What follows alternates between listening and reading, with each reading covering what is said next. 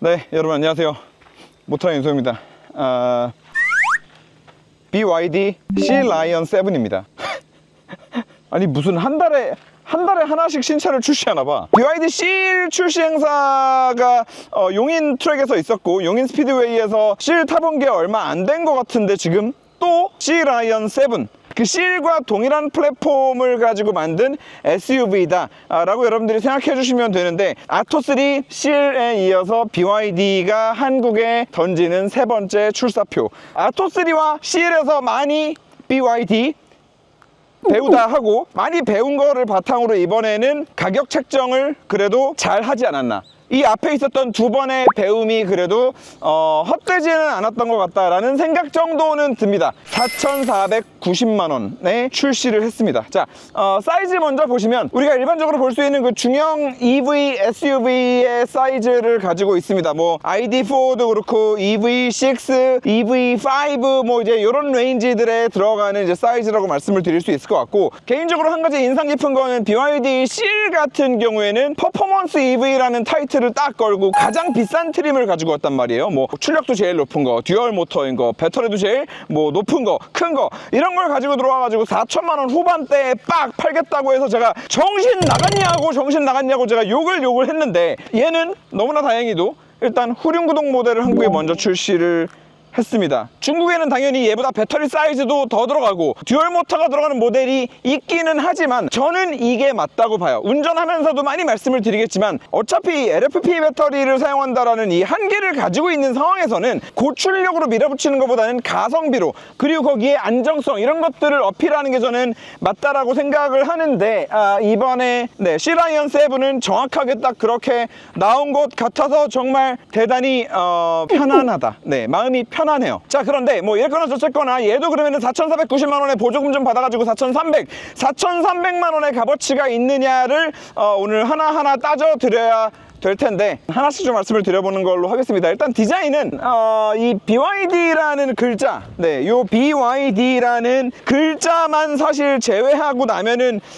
솔직히 이 디자인은 이건 뭐 나무랄 데가 없는 디자인 아닌가라는 생각이 일단 듭니다. 앞모습에서 봐도 그렇고요, 옆모습도 어디서 많이 보던 디자인이거든요. 이거 그 ID4의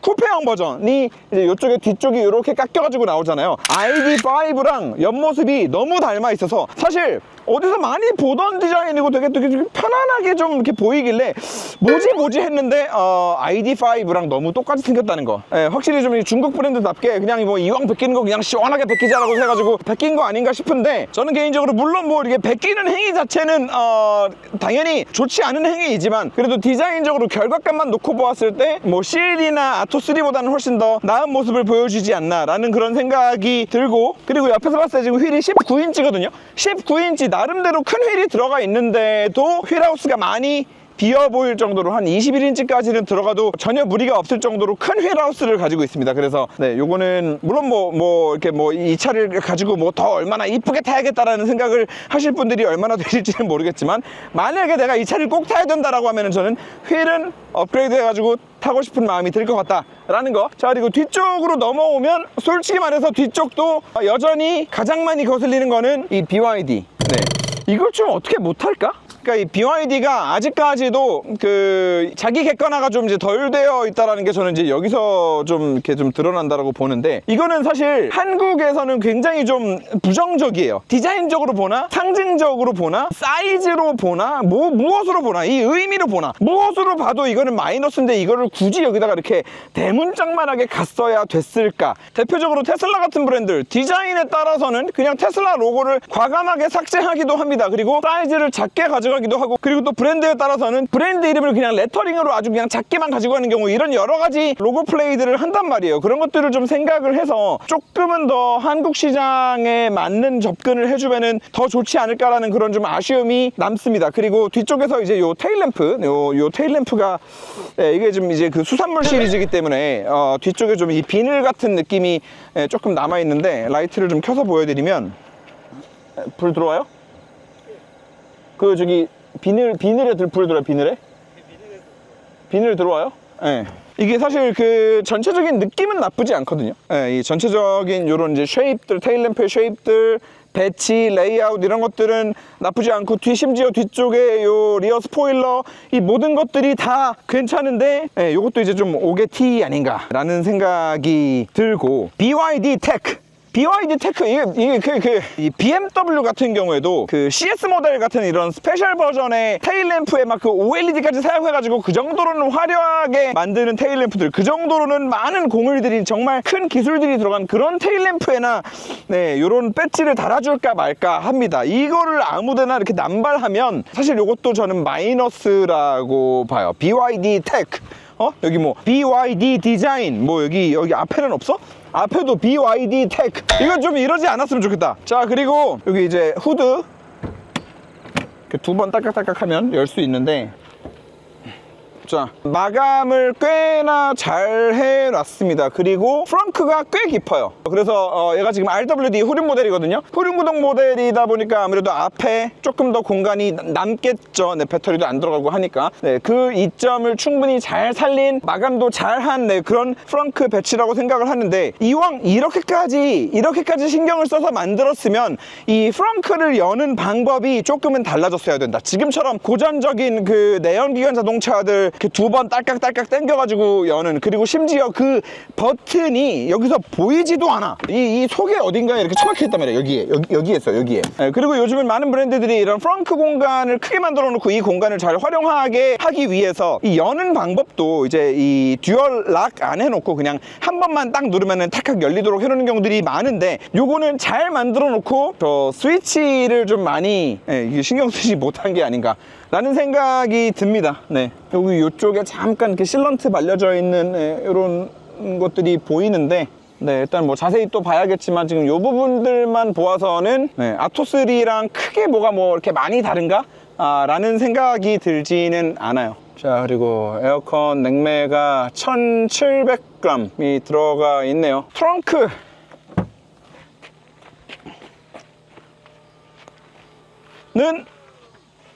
차의 전체 사이즈를 생각을 한다면 좀 작은 느낌이에요. 깊이는 모르겠는데 좌우폭 자체가 좌우폭 자체가 이렇게 넓은 느낌은 아니어서 차량의 외형 사이즈를 생각을 한다면 트렁크 공간은 조금 아쉬운 부분이 있다고 말씀드릴 수 있을 것 같고, 자, 뒷자리.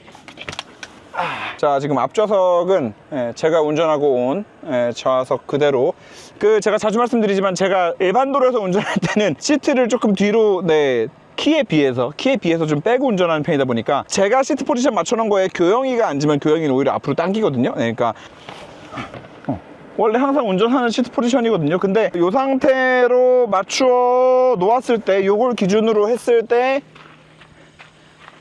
지금 뒤에 공간이 이래요.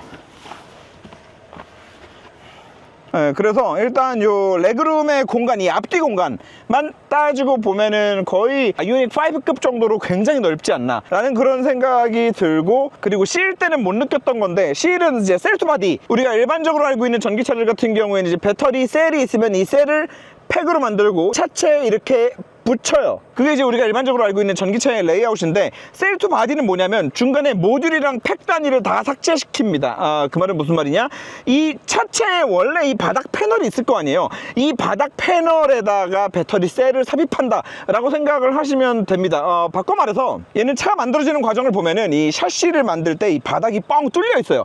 이 뻥 뚫려 있는 바닥이 뭐가 조립되면서 완성된다? 배터리 팩이 조립되면서 완성된다. 그러니까 셀을 가지고 바로 배터리 팩을 만들고, 이 배터리 팩이 곧 이 샤시의 차체의 바닥 역할을 함께 해준다. 그래서 셀2 바디, 셀이 이 바디에 직접 들어와 있다 라고 해서 셀2 바디인데, 이 셀2 바디의 최고 장점이 결국에는 이 실내 공간을 좀 더 확보할 수 있다라는 데 있거든요. 근데 BYD 실 같은 경우에는 셀2 바디, CTB라고 하는 것 치고는 생각보다 이 시트 방석의 높이가 충분히 확보가 안 돼서 이게 뭔 셀2 바디의 장점이 전혀 안 느껴지는데, 이게 아이오닉 6랑 뭐가 달라?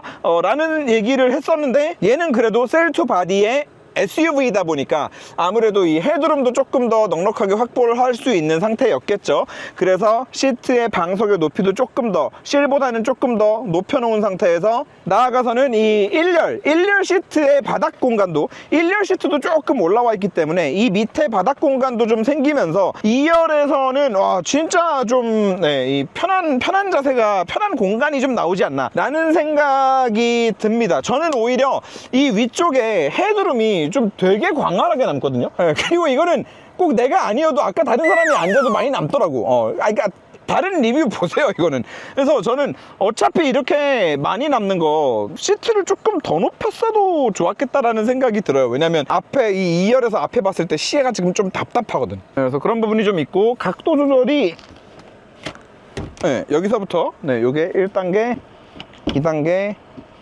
3단계 4단계 한 4, 5단계 정도 되는 것 같아요. 요게 최대로 누운 단계인데 뭐 나쁘지 않다. 다만 항상 말씀드리는 그 중국차 특유의 처음 딱 첫 터치, 이 첫 터치만 살짝 부드러운가 푹신한가 싶다가 계속 앉아있으면 굉장히 좀 불편한 푹푹 꺼지는 그런 좀. 그리고 지금 요 속에 이 실제로 몸을 지탱해주는 그 폼이랑 요 가죽이 또 이렇게 좀 들떠 있어요. 이렇게 좀 떠 있어. 이게 그냥 이렇게 쏙쏙쏙쏙 들어가.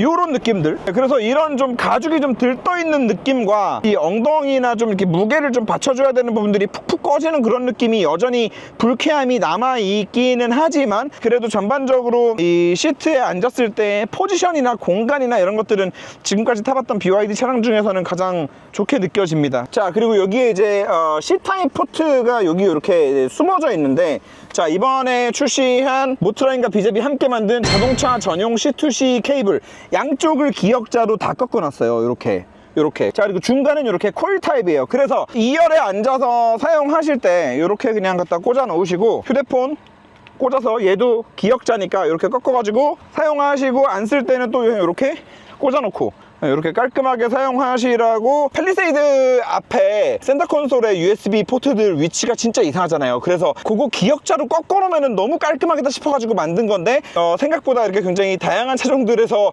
잘 쓸 수 있는 제품이어서 여기서도 간단하게 소개를 드립니다. 지금 어제 런칭했어요. 어제 네이버에서 첫 런칭해가지고 지금 이벤트 하고 있거든요. 자, 그리고 요거는 이제 완전 짧은 버전.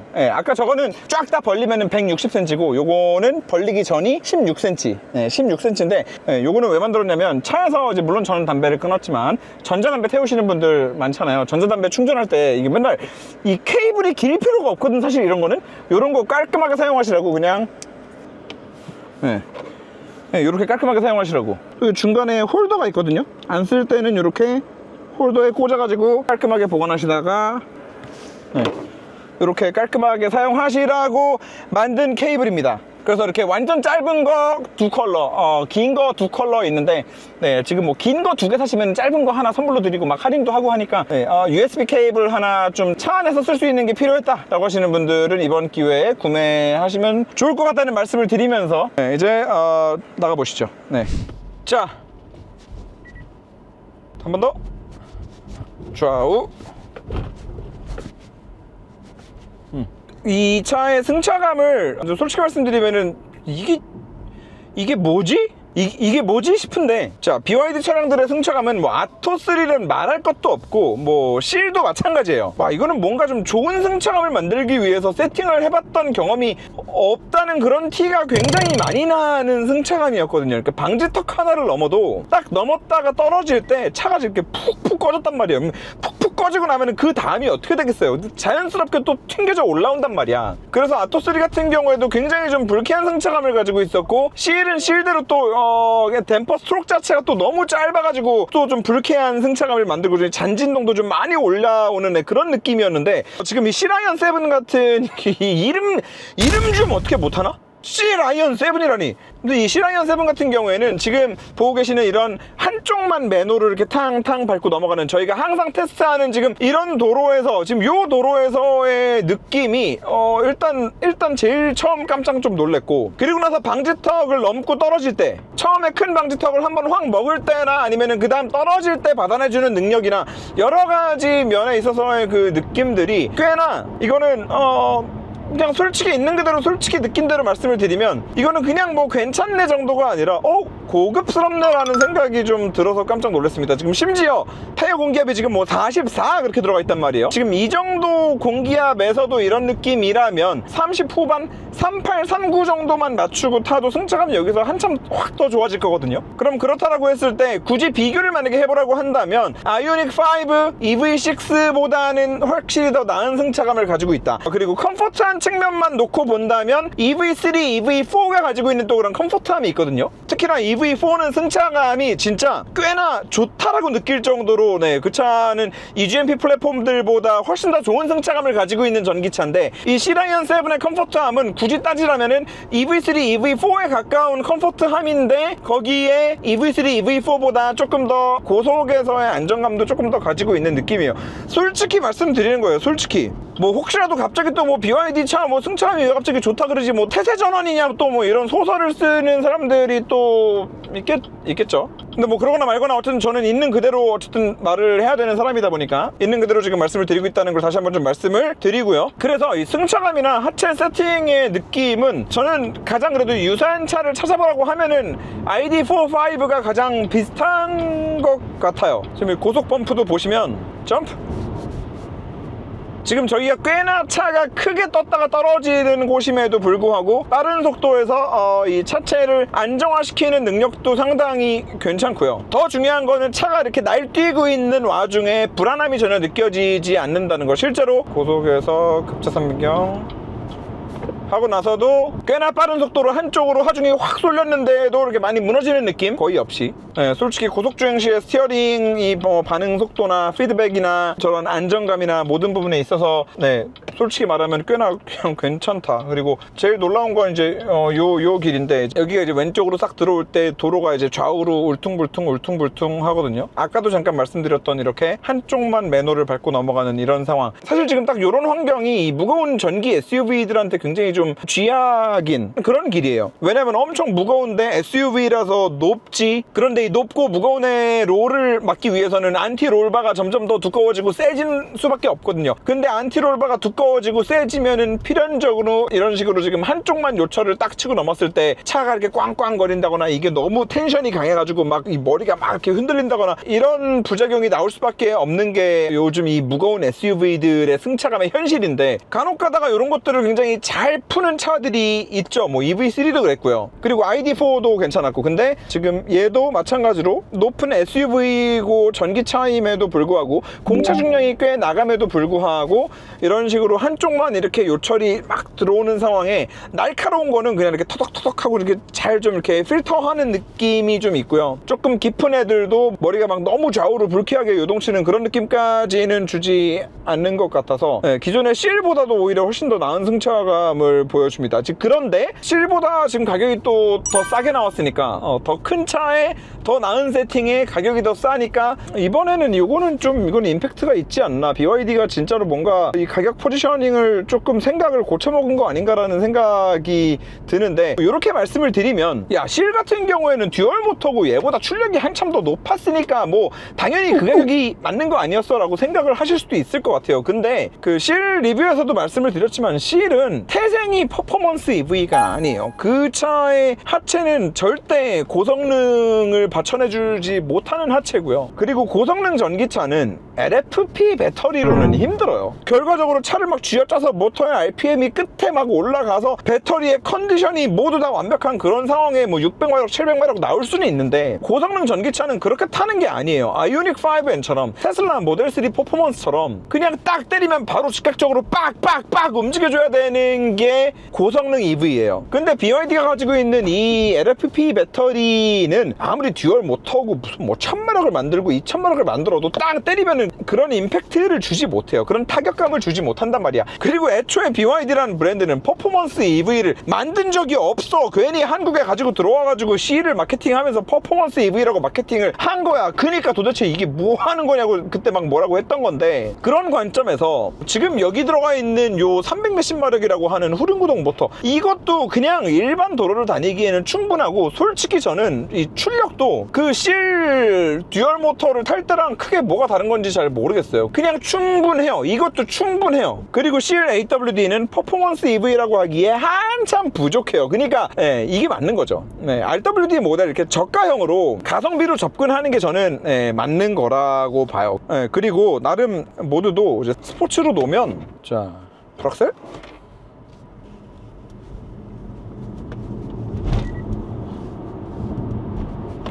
그냥 일상 영역에서 사용을 하기에 대단히 충분한 출력을 가지고 있기 때문에 뭐 350마력이라고 해가지고 그 350마력이 뭐 엄청 뭐 대단하게 느껴지지는 물론 않지만, 그냥 뭐 가속력은 솔직히 EV3랑 저는 뭐가 다른지 잘 모르겠거든요. 가속력은 EV3 ID4랑 뭐가 다른지 모르겠지만 어쨌든 뭐 350마력이라고 하니까 뭐 그런갑다 하지만, 뭐 실제 구매하실 생각이 있는 분들은 절대 이게 뭐 그렇다고 해서 뭐 EV3, 4, ID4, 5에 비해서 뭐 엄청 대단히 빠른 출력을 가지고 있구나, 엄청 뭐 퍼포먼스가 더 좋겠구나 라는 거는 생각하시면 안 된다는 거. 다만 일상 도로를 운전하기에 충분하다는 거. 그래서 저는 지난번에 CL 같은 경우도 BYD가 이거 완전 잘못 판단하고 이거 완전 잘못 생각하고 있다, 이거 진짜로. 이렇게 가면은 진짜 이거 딜러분들, 우리 딜러분들은 BYD는 중국 브랜드지만 딜러분들은 한국 분들이잖아요. 이거 이렇게 가면은 한국 분들, 딜러분들 너무 힘들겠는데 라는 생각을 했었는데, 솔직히 이번에는 좀 이제 올바른 판단을 한 거 아닌가라는 생각이 듭니다. 이게 맞죠. 결과적으로 지금 얘는 4,490만 원에 보조금 받고 나면은 4,300 정도 될 거고, 뭐 딜러도 프로모션을 조금 할 거라고 봐요. 그러면은 4,000 초반. 근데 4,000 초반에 구매할 수 있는 차가 지금 이 정도 실내 공간에, 뭐 디자인도 이제 BYD 그 글자만 떼고 나면 뭐 디자인도 그냥 뭐 봐줄만 하고, 그리고 제일 중요한 건 승차감, 고속 안정감.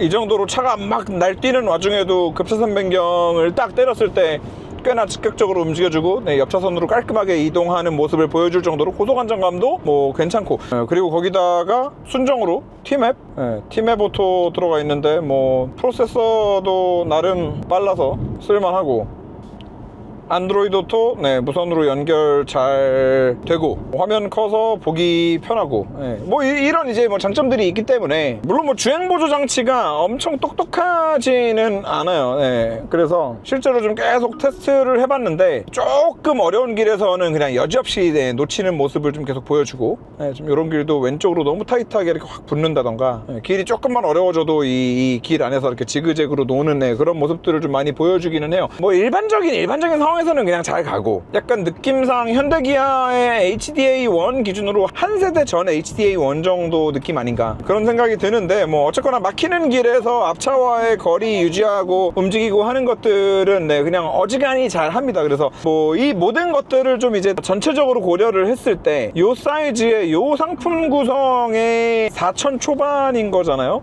요거는 솔직히 말해서 요거는 가격 구성을 잘한 것 같다. 가격 구성을 잘한 것 같다라는 얘기는 결과적으로 요 상품성의 요 상태에서 요 가격이면은 좀 이거는 팔릴 것 같다. 자, 코너.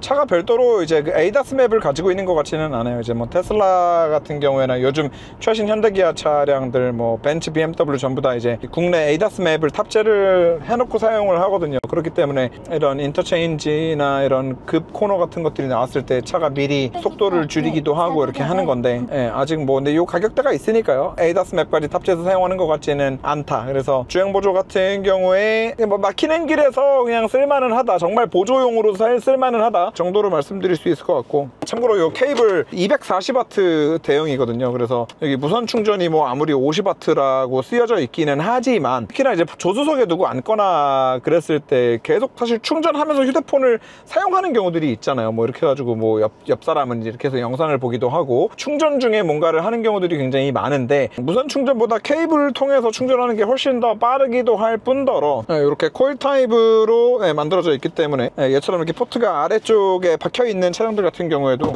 이렇게 해가지고 사용하시면은 깔끔하게 사용을 하실 수 있다는 걸 다시 한번 좀 말씀을 드리고요.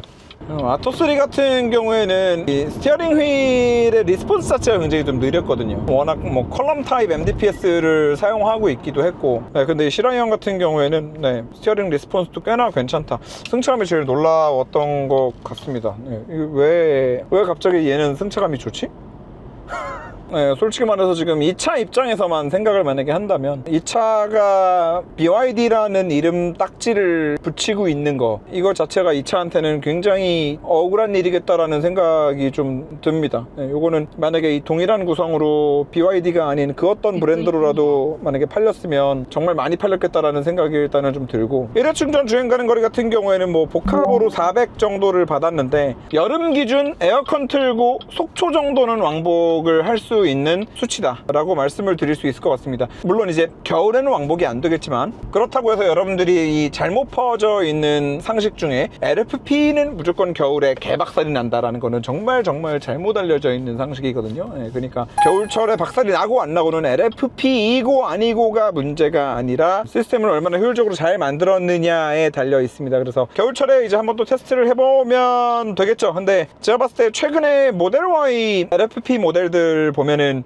겨울철에 주행 가는 거리가 동일한 모델 Y 3원기 배터리랑 비교했을 때 거의 뭐 차이가 없어요. 그래서 얘도 뭐 크게 뭐 이렇게 뭐 박살나는 모습은 없지 않을까 라는 그 정도 예상만 네, 간단히 해보고 겨울철에 이제 한번 또 갔다 오면 되겠죠. 솔직히 말씀을 드리면 아토3라는 차의 이제 완성도, 전체적인 상품성, 그리고 그 차를 한국에 판매하면서 BYD가 책정한 가격, 그리고 CL 같은 경우에도 그 차량의 승차감, 그리고 그 차량을 한국에 또 런칭하면서 세운 이 계획, 이 BYD 코리아의 계획, 네, 그 모든 것들을 생각했을 때 사실 시라이언 7도 답도 없겠다라는 생각을 했는데 모르겠습니다. 이게 애초에 뭐 계획이 원래 이렇게 있었던 건지 아니면 시장 반응을 보면서 계획을 뭐 이렇게 수정한 건지 뭔진 모르겠지만, 뭐 솔직히 말해야죠. 저는 솔직히 시라이언 7은 잘 팔릴 것 같습니다. 네. 물론 이 BYD라는 딱지의 이 저항은 계속 있을 거라고 생각은 합니다만, 그럼에도 이 정도까지 만들어 놨으면 요건 좀 팔릴 것 같다 라는 생각이 든다는 거. 네,